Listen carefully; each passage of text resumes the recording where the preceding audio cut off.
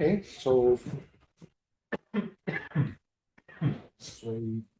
for me, let me check if there is someone not coming to check. G or B? Binario? Come on. Anybody elected?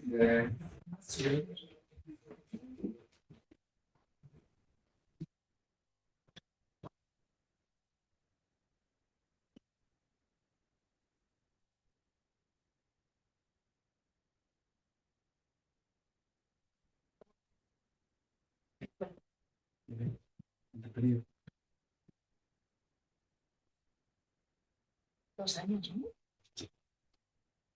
That was just when. Oh, really? That's something. Okay, 2 years old. So how is it? Because I'm becoming a father now. Oh. It's amazing. It's amazing. When take some rest now. Yeah, that's I should now sleep like until it's there, so that I have like safe sleep. Yeah, travel as much as you can now. That's what I'm doing. Yes. Recommendations before Next seminar in 5 years. Okay, thank you for being here. Today we have Christian Herenz as speaker for the seminar.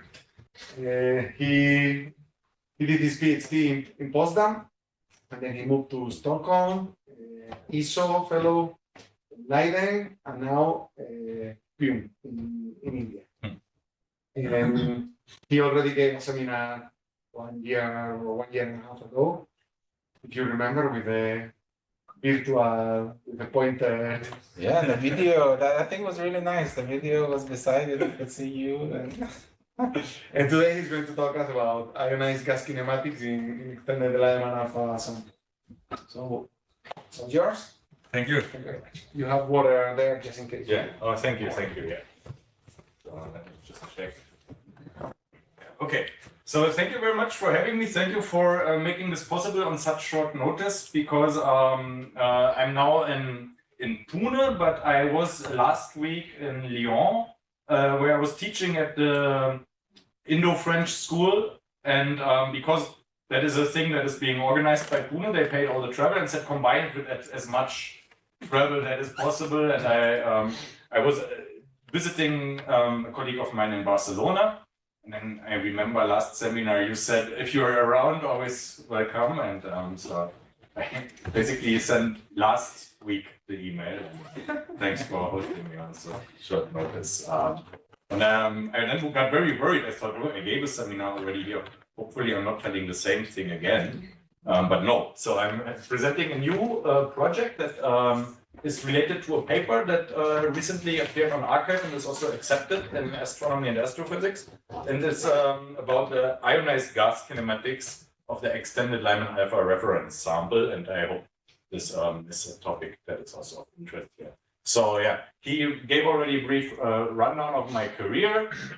Here like some coordinates where you can find me in the internet. I describe myself as an observational astronomer with interests in galaxy formation, evolution, and cosmology. And my favorite observational technique is integral field spectroscopy. And I have experience with the PMAS at Calar-Alto that I used extensively also for this project here. And then I got the pleasure to be at Cerro Paranal and observing the news as part of the ESO fellowship. Yeah, so I will talk first. I will give an introduction, which I hope does not bore every one of you. It's a bit basic about Lyman-α emitting galaxies. What are the opportunities that we get from those, and what are the challenges that come with using those objects to learn something about the universe. I will then introduce the extended Lyman-α reference sample that is part of the work that is being presented here. And especially I will talk about insights from a kinematical analysis of the extended Lyman-α reference sample. So let's start. Lyman-α emitting galaxies. What are they? Just for really basic, it's the transition from the first excited state to the ground state in the neutral hydrogen atom. Okay. You can see already that 2/3 of all the recombinations go in this line. So it is intrinsically the strongest line of hydrogen. It's in the ultraviolet at 1216 angstrom, and because it's so strong, it has been long regarded as a praise to study the early universe, the high redshift universe. And okay, so let's just make a back of the envelope calculation here, where we take our favorite stellar population model, starburst model, and that produces for a star-forming galaxy that converts 1 solar mass per year into stars, 10 to the 53 ionizing photons per second. Yeah, all these ionizing photons will be converted into a recombination cascade.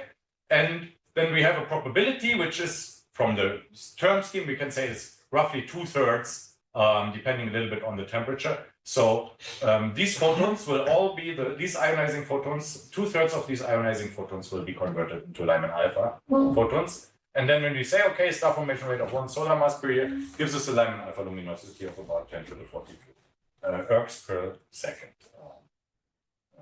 And that is all you need to know to go to some observing time calculator in principle, and you can say, okay, this is easily, these fluxes are easily within like reasonable integration times, even on a smaller telescope, but in a big telescope, no problem.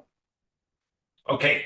And what, okay, this, I mean, I didn't make this up. This was one guy even won a Nobel Prize who is co-author on this paper in the 60s, where they formulated this idea for the first time. That if you have a primordial galaxy, they were thinking about a monolithic collapse and said, okay, the best way to see this is because so much of the ionizing radiation will be going to the Lyman-α length west breaks to look for Lyman-α emitters. Of course, I mean, they just assumed black bodies. So nowadays we could do this a little bit more sophisticated using stellar population synthesis, but intrinsically the luminosity is basically the same. So, and people started searching for Lyman-α emitters. This is a review article from 1994 reviewing the state of the art. This is 30 years ago, and they didn't find any. They didn't find any. So they were doing all these campaigns also here in Spain, and they may found 1 or 2 candidates, but they did not at the numbers that were expected. And it was the first then. The problem is if you have a detection, you need to spectroscopically confirm it, and that is where the 10-meter class came into play. And as soon as it was online, this was the first spectroscopic confirmation Nature paper by Hoop and McMahon in 1996, where they see some Lyman-α emitters in the narrow band, and then they drop out in the broad band. Spectroscopy confirmed that some of these candidates are indeed real, and it became an industry.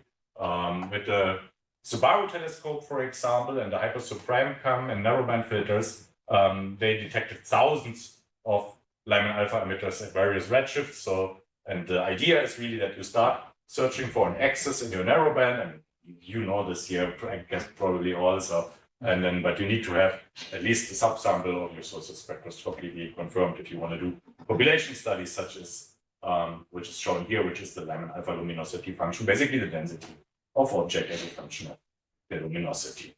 So I also did something then, this was when I was doing my PhD a little bit later, and we started looking for these galaxies with MUs. And I started becoming interested in population studies, especially the luminosity function, which we derived from the MUSE wide survey here. The interesting thing is, which I think is not so commonly shown when people speak about luminosity function, is that you can also go the way backwards and you can make predictions of the number density of sources that you find on the sky, which is shown by this. This is basically integrating over the luminosity function using this integral here. And then you get the number density. This is evaluated now between redshift 3.6, from redshift 3 to redshift 6. And the number density of Lyman-α emitters as a function of square arc minute over faint fluxes to relatively bright fluxes. But I notice here that even if you have relatively bright flux limits, you still expect to have 10 per square arc minutes in the redshift range 3 to 6, basically. And this is now for various, showing the differences for different luminosity functions from the literature, which at the faint end vary considerably. Well, in the JPERS survey, you will have numerous of these very bright LAEs, actually, and I think this was very convincingly demonstrated in this work by Torregrossa. He's not here.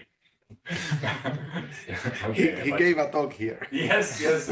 And this is, I think, like, I mean, it's 1,000 or less than 1,000 of the area that you will have in the end. It's like just a few square degrees, and they found numerous very bright LAEs. So if you remember the plots that I showed previously, they went roughly to 33.5 ergs per second at a redshift 3, and these bright LAEs is actually where the shape of the luminosity function appears to change. This is not only be found in JPAS, also other groups have found this. And the idea is that these bright LAEs are actually then have also additionally powering sources inside them, non-terminal sources like a quasar, for example. And this is where then we transition from a Schächter-like shape of the luminosity function, from a Schächter-like shape to a power law. Yeah, I think this is a very interesting work, and I'm looking forward to see then the error bars getting smaller on this. Yeah, and then JPAS, of course, you don't need to do narrowband access. You have lots of narrowband. You get spectra for each source.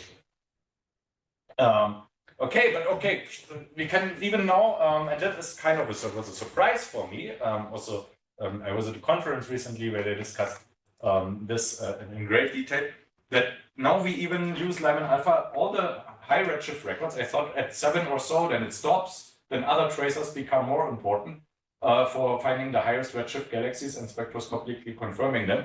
But now Lyman-α also becomes important for the highest redshifts. I will say in a second why this is surprising. But for example, this is the famous source GNZ11 that was first detected in imaging and then was followed up by JWST, first with the low resolution spectrograph and then with the near spec, and they find this really nice spectrum. This is 1.4 1 angstrom. There's the Lyman-α line. This is in 2D, and this source is at redshift 11. So I think what we can say is which is the opportunity that Lyman-α offers us is a unique tracer of cosmic structure. So we can learn something about dark energy. We can learn something about inflation. We talked just briefly about the HETEX survey already, where they aim at finding over 1 million LAEs in a redshift range from 2 to 3-ish. And this is the region actually when the dark energy starts to become into play in the universe. And they try to use those as tracers of the underlying cosmic structure to measure the equation of state or to put constraints on the equation of state.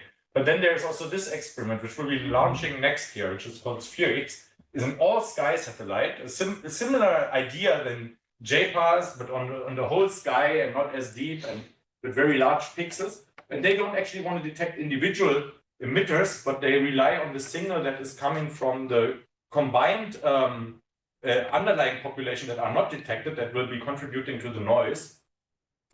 And then you can do correlation analysis on the undetected sources. This is called line intensity mapping, and this also can give you the evolution of the baryonic acoustic oscillations as a function of time. It's not very easy data analysis task, but these people claim they can do it. Well, they have the money for the satellite.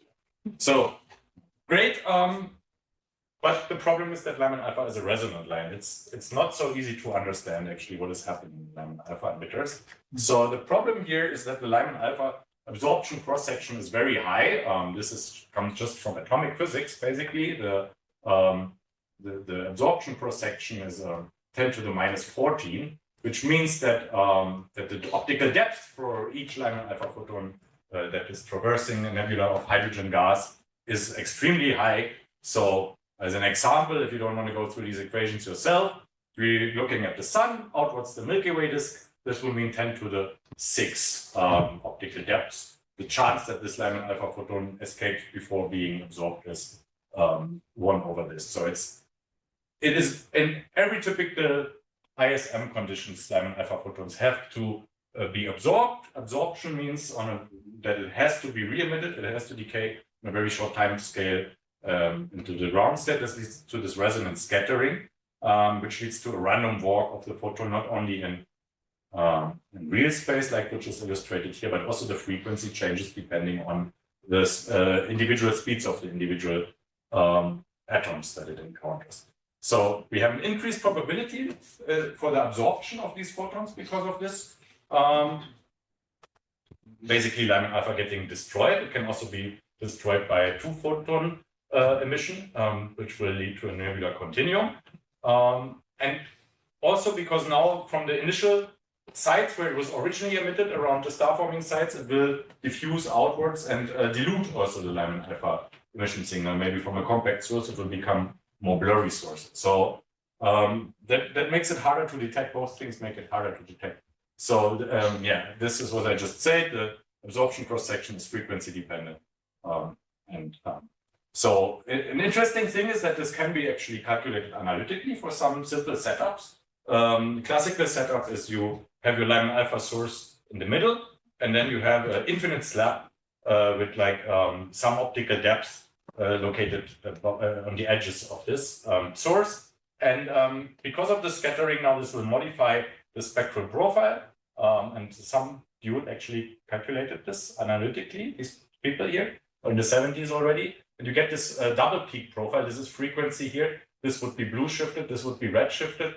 And you get these like double peak profiles depending on the optical depth. With increasing optical depth, increasing material, the peaks will also get separated. This is maybe, I mean, not a very realistic setup, but the interesting thing is that this can be used to calibrate more realistic setups in numerical simulations, which are needed actually when we want to understand the radiative transfer and anything that is even close to realistic. And model that has been become very popular is the so-called expanding shell model, which leads to this rather complicated profile morphologies with double peaks, but there's often a red peak that is due to backscattered photons, which is associated with outflowing material, and a blue peak if we would reverse and the shell would basically collapse. So this leads to this characteristic now shown in more conventional units here in for different optical depths. So it gets more redshifted and broader with increasing optical depth. And what now also is being studied with this model is actually the surface brightness profiles of these sources. And these are significantly, so here they have like a continuum source in the center, and the surface brightness profile is more extended. Okay, this is a very simple setup. This is much more complicated. This is what the state of the art in these simulations is. This is where the ionizing photons are. This is where H-alpha is being produced, edge on, phase on, and then the Lyman-alpha disk is significantly more extended. The signal becomes also observable to much greater distances. So yeah, it's a really complicated problem. I think this paper, this was like 30 pages, and it's a very, very crazy analysis. They take one galaxy and do this post-processing as a function of time. And they basically reproduce all from a single galaxy, all the possible morphologies that are observed in the universe, depending on where you look on this galaxy.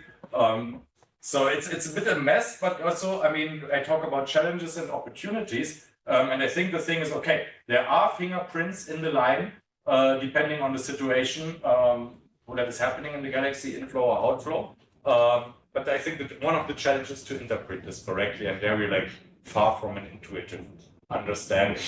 So, and another opportunity is using it as a probe of the epoch of reionization. I talked already about GNZ 11, and then there's another one that is called redshift 13 even. So we want to understand which sources provided the ionizing photons and how does the neutral fraction evolve with time. And the idea is if we have the neutral fraction evolving with time, and we look at Lyman-alpha emitters, due to this resonant scattering, Lyman-alpha emitters that are surrounded by lots of neutral material will not be visible, will be completely absorbed. But when they live in these ionized bubbles, due to maybe clustering on sources or one large source providing a lot of ionizing photons, then they can easily escape.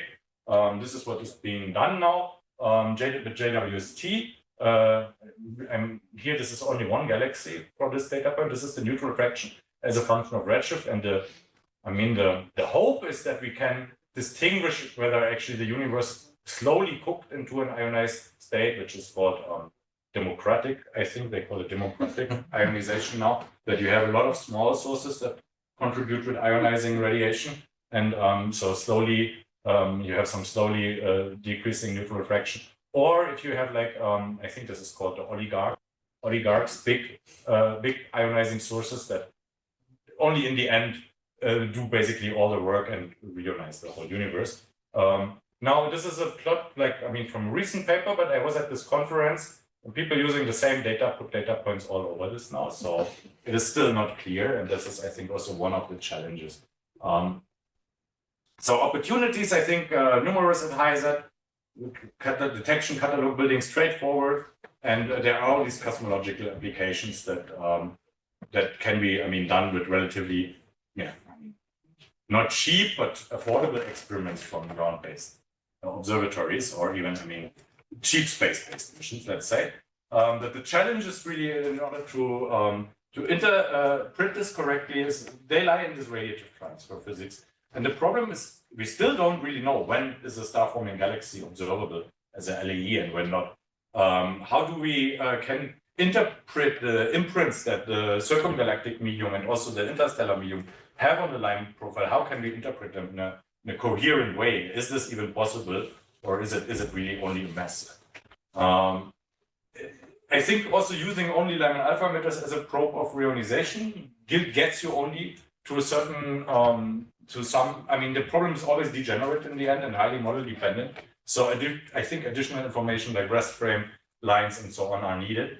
But still, it's the first step. This is what people are doing now, and later we need to have, like, I mean, also SKA and so on. But still, we get some insights, at least on some intuition on how the epoch of reionization proceeded. Also, it's still currently not known what is the faint end of the Lyman-α luminosity function, because it should stop somewhere at, like, I mean, 2 orders of magnitude. If you go 2 orders of magnitude fainter, then you come in a region where we're talking about individual star clusters. And there needs to be a turnover point, which is, I think, easier to reach with Lyman-α emitters than with continuum-based. This is, I mean, difficult, I think, still, but with the deepest data we can get there, that is already available with Muse, for example. And of course, also because of the scattering, it will dilute the signal. We don't talk about point sources anymore. And that is also something that has to be taken into account in the luminosity function construction. So how much time do I have left now? This was the introduction. There's that clock there. Yeah, but when do we start? It's 5 to 12. Halfway through, right? Yeah, more or less. Yeah, good. Okay. So now we come to actually the stuff that I've been doing in this field, and I work with a sample which is called the extended Lyman-α Reference Sample. And this, the goal of the sample is to actually empirically understand this Lyman-α radiative transport. And it's a sample of 42 star-forming galaxies. I show them here on the BPT diagram, and here mass versus a star formation rate diagram. They're low redshift, and they have all are significantly young and star-forming, as a main selection criterion was a high equivalent width in H-alpha and some observational constraints, because they have all been observed with the Hubble Space Telescope, and galaxies that had already archival data were prioritized. So they are observed with the UV and the optical filters for quite some time. It's a big investment. It's all Hubble Space Telescope at the time. So, and then this team from Stockholm, and especially these names are important to remember here, Östlin, Hayes, and Melinda, they were able to construct Lyman-α images from this data. And I will show this in a second. We have Lyman-α images, H-alpha images from this data for these galaxies, and also the UV continuum. Here they are.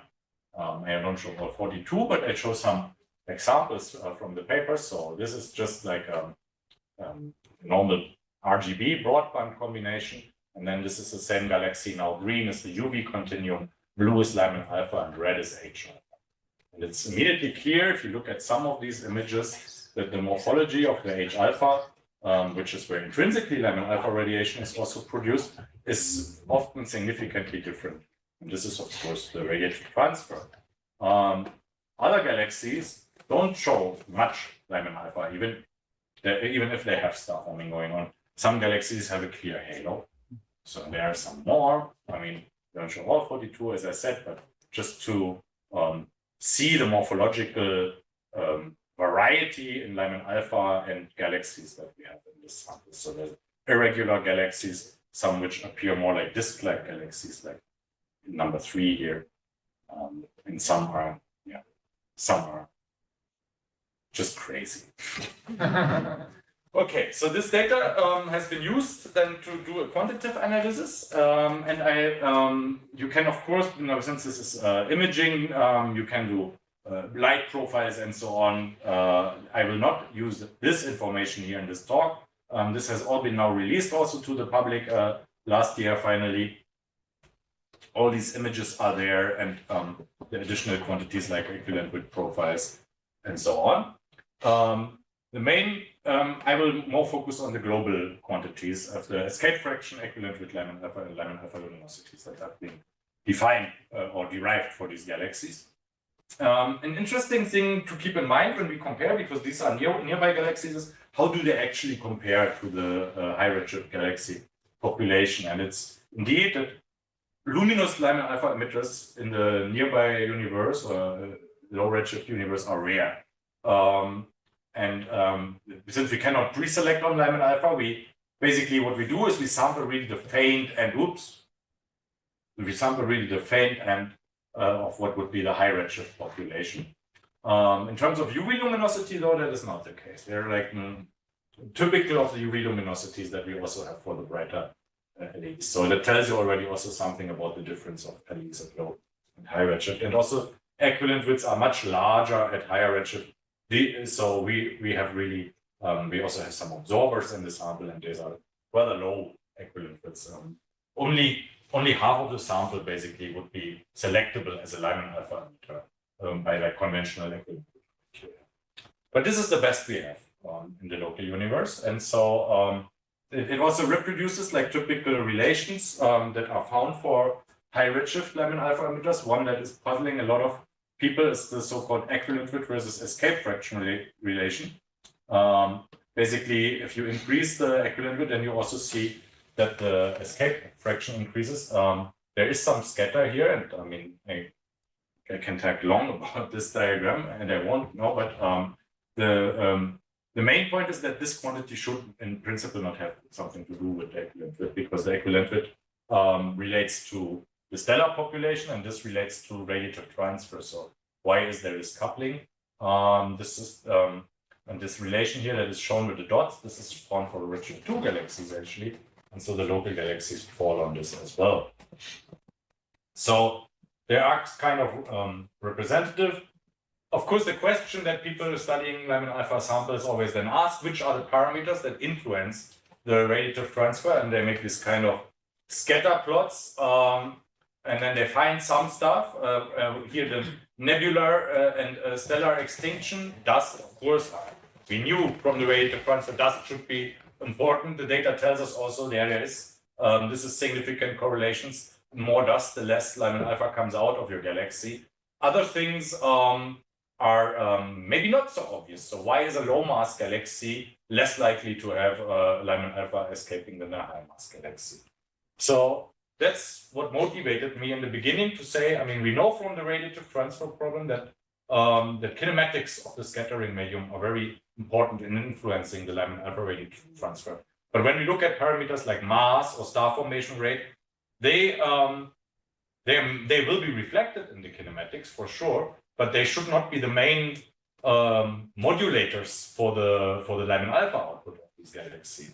So we went to PMAS at Calar-Alto for many years. I mean, I started this during my PhD with the first 14 galaxies of the sample, and then I convinced at least the PI of this instrument to give me more time, so that we observed all 42 galaxies with this nice integral field spectrograph. Still nice, it's old, but for such a project, it's ideal. Most of the galaxies fit into one pointing of only a few require multiple pointings, and dithering, of course, it's Calar-Alto, so you're happy if you get data at all.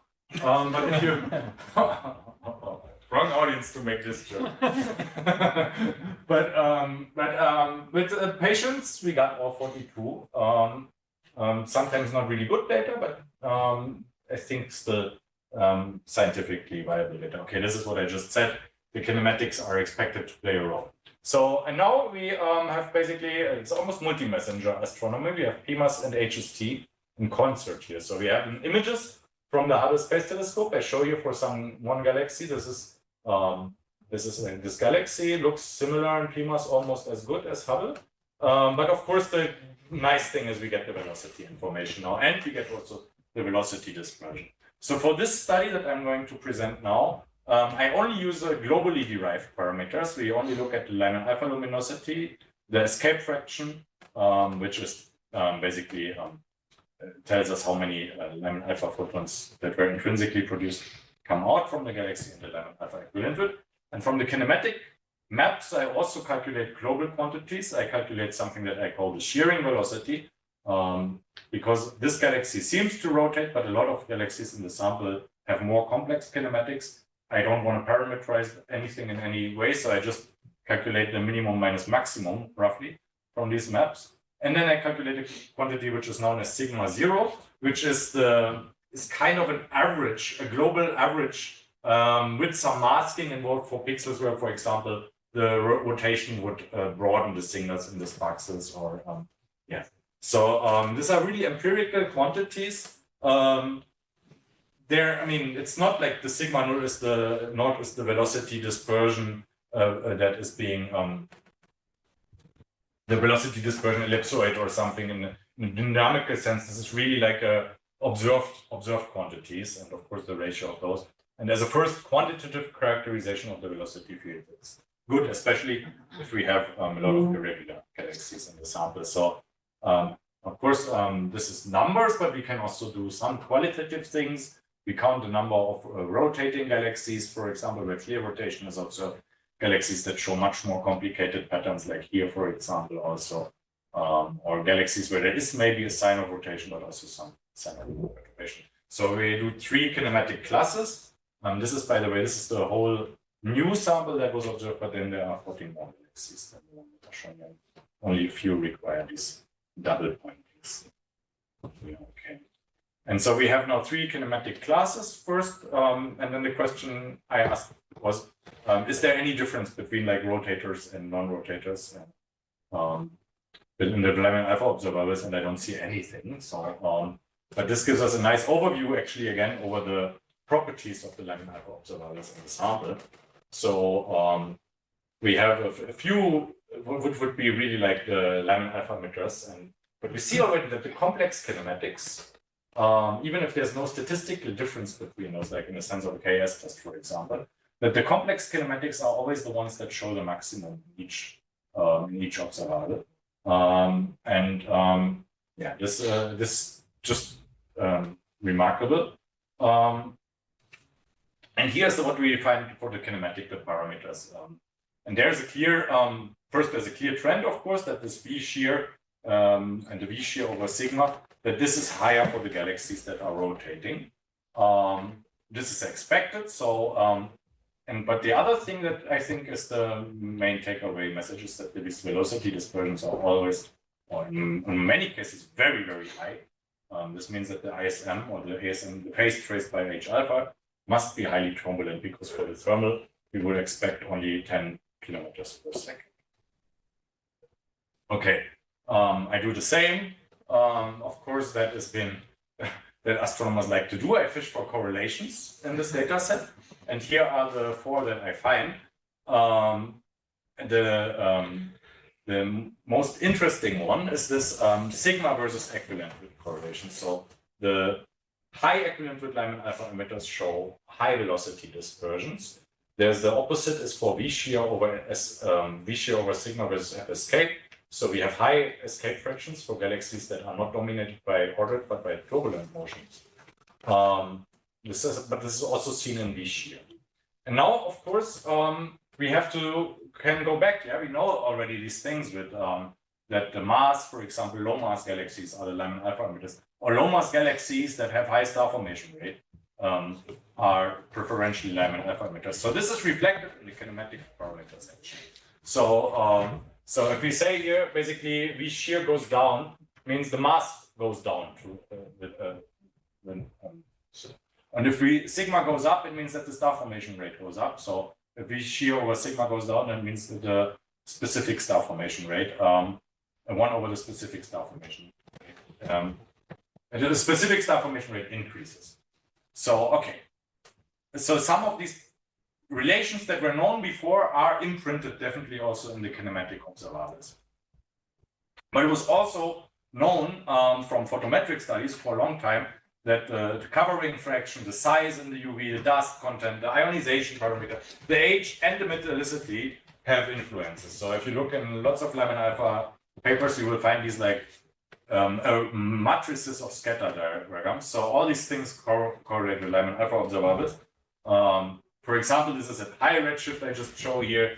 You find that the galaxies with the high specific star formation rate, if you just look at star forming galaxies and their Lyman-α properties, these are the ones that show Lyman-α emission predominantly, whereas normal population of continuum selected galaxies have lower specific star formations and so on. So this has been known, and yeah, this is the star formation main sequences also, and then Lyman-α emitters are always known to be above, which is again high specific star formation rates.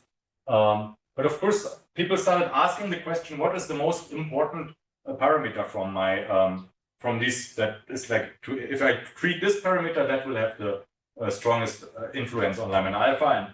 And you can look at, like, these authors looked at the strength of the correlation coefficient, for example, and they found mass and dust and star formation rate as very important. Then they also did something which is just a random forest classifier, so machine learning technique. But there they labeled just the sources because they would say equivalent with greater than 20 angstrom is a Lyman-α emitter, equivalent with smaller than 20 not. And then you can do this and you find which is the one that basically most dominantly says this galaxy is a Lyman-α emitter or not. And again, we have size, dust, star formation rate, and mass. Okay, and then of course, now adding 2 more quantities to this soup of quantities, I want to ask the same question. What is the importance of these kinematic measurements that we have derived? Because as I argue, they are imprints of some of the other things, and they should be more directly related to what is going on in the Lyman-α radiative transport. So, and the first way to establish a ranking of importance, so to say, is just to use the correlation coefficients, the absolute value of the correlation coefficient, which tells you basically if I increase or decrease one parameter, how often does it occur that my Lyman-α observables also increase or decrease. And I find indeed that in this simple experiment that the sigma, the intrinsic velocity dispersion, seems to be very influential in regulating the Lyman-α equivalent width, more influential in size and star formation rate, for example. So these plots are basically ranks. What is on top is important, what is important is less important or not important at all. For the escape fraction, I recovered that the dust attenuation and the covering fraction of the neutral medium are very important, but also then this is followed by at least the V shear. So a kinematic parameter comes also into play here, but it's not as important, at least in this ranking.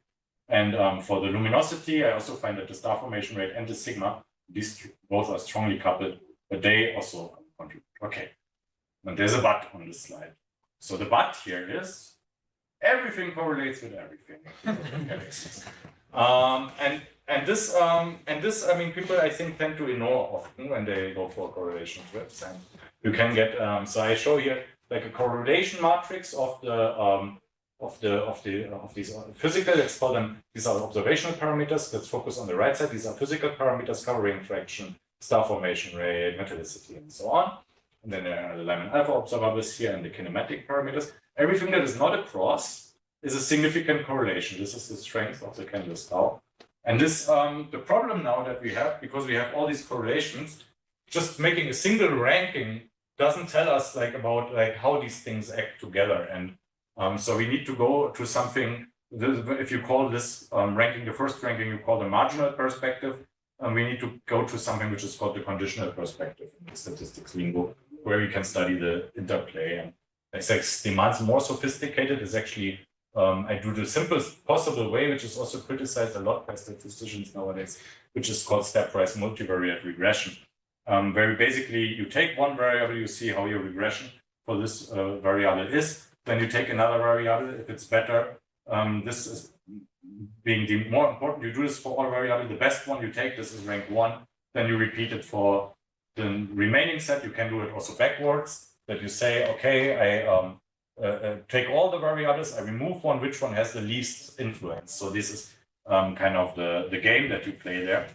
Then you can establish rankings.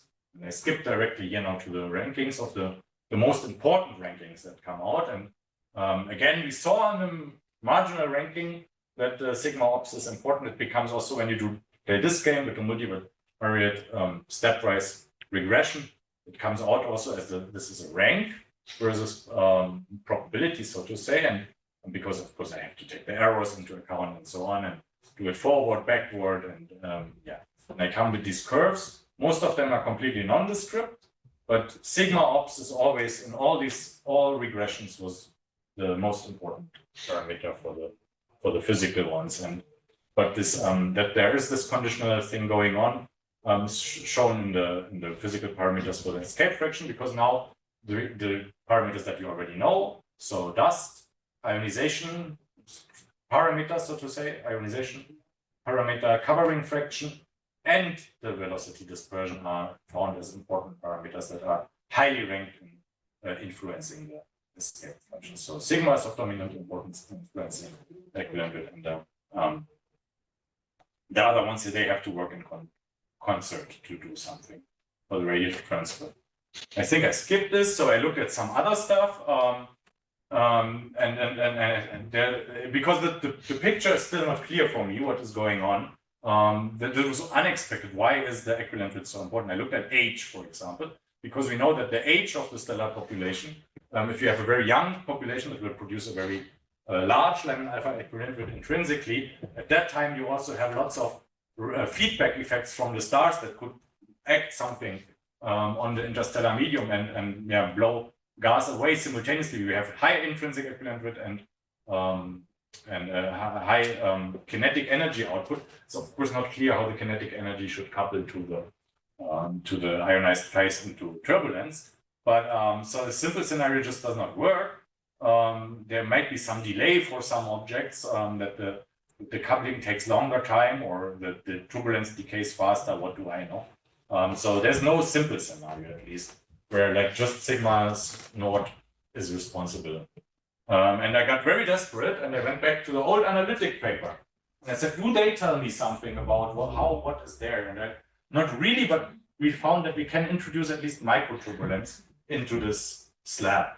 And so there's like this wonderful relation for the escape fraction, that it's 1 divided by cosine hyperbolicus, then some factors here. Then we have the optical depth at line center for Lyman-α emission, and the optical depth for the dust at Lyman-α emission. And we can write this for the optical depth. This is the column density times sigma that I showed also in one of the previous slides. And we can introduce this microturbulence as just another component of random motions here into the what would be normally only the travel contribution. This is called microturbulence. It's just another component in quadrature. This works as long as the scales of the turbulent eddies are on scales that are comparable to the scattering lengths, which might be a problem actually for Lyman-α, but okay. I mean, for now, let's roll with this. We get a complicated relation between column density, sigma, and the dust.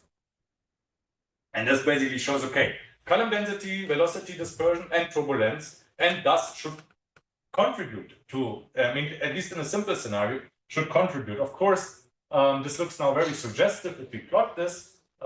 These are the curves from this function for different column densities and for different dust, and then the points, I mean, of course, they fall also somewhere in this plane. Of course, these, but these points here, they would not be reproduced by these like very low column densities that are, I mean, not what is observed in these galaxies from the absorption line. Spectroscopy, for example, this is a toy model. This is a slab. There's a monochromatic line, Lyman-α line at the center. That is it, and then you think how much comes out. But it just shows that there is something expected already, the complicated, that these parameters play together, have to play together. And this has not been, I think, because the theory doesn't tell us what is the role actually of the kinematics influencing this, but this theory, I mean, at least this old paper, they have something. So yeah, I'm done. There's clear trends between kinematics and Lyman-α observables. So especially what is found is that the equivalent width seems to be strongly influenced by the velocity dispersion. This should be V over sigma, sorry, and that the escape fraction is anti-proportional to V over sigma. It was kind of surprising that this sigma 0, which traces turbulence to first order, appears a dominant factor in regulating the equivalent width. I could not come up with a simple scenario. And it is also, I mean, of significant importance for regulating F escape. But this is kind of, I mean, at least there, in very simple scenarios, you can get some intuition why it also is important. So I would say, I mean, it's a little bit disappointing after 54 slides to stand here and say the physical picture is not clear. But turbulence appears to be a key ingredient in the Lyman-α radiative transfer. Of course, now would be interesting to see because how is this for high redshift galaxies? Doing something with CMOS there and getting some bright Lyman-α emitters.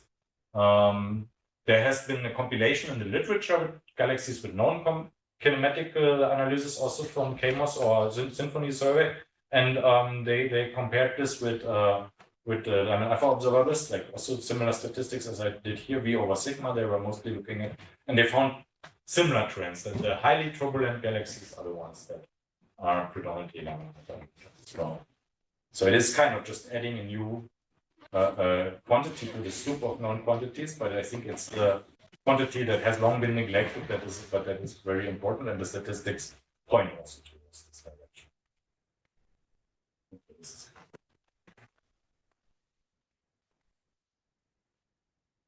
Thank you very much, Christian, for this very nice talk. Yeah. Questions? Yes, thank you very much. So in the plot where you showed that the H-alpha and the Lyman-α emission doesn't necessarily overlap, right? The part where you were showing the images, color channels. Yeah. So, but then you do the kinematic analysis with H-alpha, right? So how much do you think this affects the scatter? That like if H-alpha doesn't necessarily, especially in these very star-forming galaxies, if H-alpha doesn't follow Lyman-α, how would that affect the final result? So I was a bit naive in my initial proposal when I wrote this. I said, okay, H-alpha traces the intrinsic Lyman-α radiation field. It's because I mean it must be intrinsic at some point, but I think already on the because Lyman-α is so sensitive to diminutive amounts of neutral hydrogen, and especially in the high density regions where the stars are born, in the H2 regions, there the scattering already starts taking place. So already there something happens to the Lyman-α photons that even the regions where we trace H-alpha from will have already a different intrinsic Lyman-α profile. So that's already I think the first 10 parsecs or so are the most difficult for Lyman-α to escape. And then stuff happens on these larger scales, which should be traced at least by the global variables. Of course, because by the global variables, we trace all the gas that is there. There's no light weighting involved or so. But yeah, I think a crucial step already happens below what we can resolve in this data. Yeah. And but another thing, what I think can be done, I mean, the data will also be published with this paper, is to look at local relations, because now we only look at the whole IFU, get one parameter, but we can say, oh, there's a nice hotspot here. In, I mean, here, for example, in this galaxy, the dusty region actually, and this is one in curious case, there's a dusty region, but this is where the dusty region is where actually the Lyman-α emission is coming out in the halo. Do we see some evidence in the local kinematics? I think this would be some, interesting study maybe. Yeah. I'm not that I'm going to do that. Yeah, I was also thinking these images are HST, and then with the IFU on the ground-based image, you don't have this resolution, so probably they get all mixed up, right, in the spatial Yeah, that's, I mean, a lot of the paper actually deals with the correcting the sigma naught for the beam smearing, for the PSF smearing in ground, because I told you I mean, one spaxel is already 1 arc second, and then sometimes in Calar-Alto you have wonderful 1.5 arc second seeing, and this is a good night.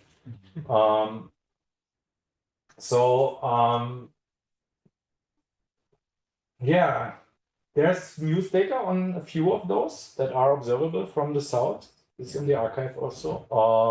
For this local kind of analysis, probably the preferred.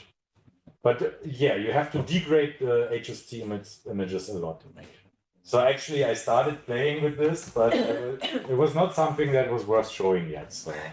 But it's also like something maybe like I want to do with a student or data is public. Yeah. Hi. Very, very nice talk. Great data set, pillars. It's amazing. I was going to ask something very similar about the difference, the structure of the galaxies and the different morphology and how that affects the correlations. For it more specifically, I wanted to ask the dust, the dust measurement that you are showing. Where does it come from? That comes from, so I said we have H alpha maps, we also have H beta maps from HST. Nice.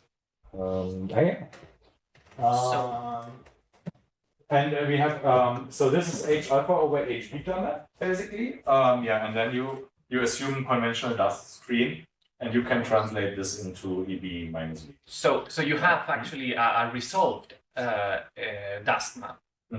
But in the correlations, you're using the average. Average, okay. Lightweighted average. So I was wondering if there could be also a way to isolate more the correlation, like where the Lyman-α is coming from, where the dust is stronger, or yeah, where the turbulence is larger in the galaxy. But I guess the resolutions are.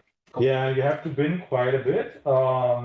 Of course, for this resolved analysis, this is of course a map where you want to look into also. But I have, when it comes to dust, there seems to be, this was the slide I skipped. Lyman-α is often not behaving well. Actually, you see more Lyman-α than what you would expect from the dust screen, and that is something that has puzzled me. So from, like, naively, you would expect, so this is Lyman-α, this is dust, basically. This axis shows dust. The dust screen, this is H alpha over H beta. And this is Lyman-α over H alpha. So if you would follow a conventional dust screen, you would be on this red line, basically, on the black line here. And so then you can say, okay, everything that is here, this is because radiative transfer destroys Lyman-α. But here, actually, radiative transfer seems to create Lyman-α photons that are not, so dust that we trace globally is not the dust that seems to be affecting the Lyman-α. These nice loops that are shown here is actually a so-called clumpy dust scenario. I have the reference now here. This was also from the 80s, where people look at, like, if you cover like just the side line, which would be an unresolved pixel, you start covering this with dust clumps. It will go eventually, all the side lines will be covered, then you go back, and it will be basically, no light will come through. But as long as there's differential, you can like be, because it's like dust acts differently at a different wavelength, you get curves that go in this side of the diagram. And so, and okay, then I went further in the paper and looked also at the kinematics of those, and these seem to be also the more turbulent ones. So maybe even there's a connection, again, on unresolved scales between the dust geometry and the Lyman-α, the physics that govern the Lyman-α radiative. Thank you. Very interesting. I should have read your paper 2 weeks ago when we were preparing a proposal. Yeah, but it's still there. It's now also accepted, but after 4 times layout changes with A&A, I hope it gets published soon in the main journal. On archive it is already. Thank you. More questions? I have one. And the fact that you find that the turbulence is an important parameter here suggests that the ISM is portals, or that you have Lyman-α escape through gaps or holes that maybe are created where there are gas motions? Yeah, I think this is the way it is working on the that you, I mean, turbulence, you create these eddies of various scales, and in these turbulent flows, there's density gradients and velocity gradients and so on, and somehow this may create this porosity that we're saying here, but this is a stretch. So the radiative transfer people were a bit angry at me and said, no, we see this also in our simulations, and you always say the theory is not taking this correctly into account. And they sent me some papers, and I say, no, this is different. This is not, because they don't resolve these scales, and they actually turbulence is even often not really included. This is just the same. This is micro turbulence. You would have to go, because the problem is that the size of these eddies are actually on the length, on the typical path length that you have for Lyman-α. So I hope, I mean, the ball is really in the ballpark of the theorists now, because as an observer I can only tell, like, give some clues, but Have you tried to include some neutral gas line? So there's a check paper if coming the out velocity is increasing or covering fraction is of course traced with the low ionization lines in the cross spectrum, but that is only one aperture in the center of the galaxy, so you don't trace the whole galaxy. We have also neutral hydrogen measurements, but these are then on a completely different scale because it's radio observations. I was thinking more about oxygen 1, for example. Which one? Oxygen 3 to oxygen 1, the 6,300 one. Yeah, but those I would get also again only in the aperture. The PMAS observations don't have this, because in PMAS I used the grating to get a high spectral resolution. Okay. So I only have the sulfur lines in the spectrum instead of the nitrogen, which are very weak in those times. There's not, I mean, from the PMAS data. Even if you don't have a spatial resolution, having proportionally low oxygen 1 will already give you a clue that on average there are less PBR regions in your ISM. Because it's a shock excitation of oxygen. Yeah, because it's more porous, and then you have less neutral material, and then you expect that is probably associated with more holes or gaps. Okay. And the other thing is, have you tried to compare with the morphological properties in HST, like extension of the terraforming? No. Because I would expect, well, I don't know, but So maybe you find that more concentrated star bars are associated to higher Lyman-α escape fractions, or the other way around. I don't know. So, led by Alexandra Lerest, who is in Michigan now, she does a study with the neutral gas. This is observations from VLA at various configurations, and then she does a very thorough comparison between the morphology in the imaging and the morphology seen in the 21 centimeter. One of the main results is that on large scales, these galaxies most of these galaxies show signs of recent interactions, which is also typically, again, if you look at the local universe at galaxies above the main sequence, mostly this has been triggered by some form of interaction. I would say even the ones that you don't see immediate interaction, it can be just some tidal interaction with the galaxy that is far away that somehow led to the final bit of chaos that triggered the starburst then in the galaxy. So this is in the local universe. In the high redshift universe, there's a different thing comes into play, which is inflows, which can also steer turbulence. And so that's why I'm not sure how well these results actually translate to what we see. Given already also that the sample is different, and given also that the physical process, additional physical processes come into play, and how star formation is or star bursts are being triggered locally versus in the universe. So, yes, difficult. Okay. More questions? Okay. If not, Max, thanks again, Christian. Okay. Thank you very much. You're dismissed. You stop the recording now? Yeah. Give me 1 second.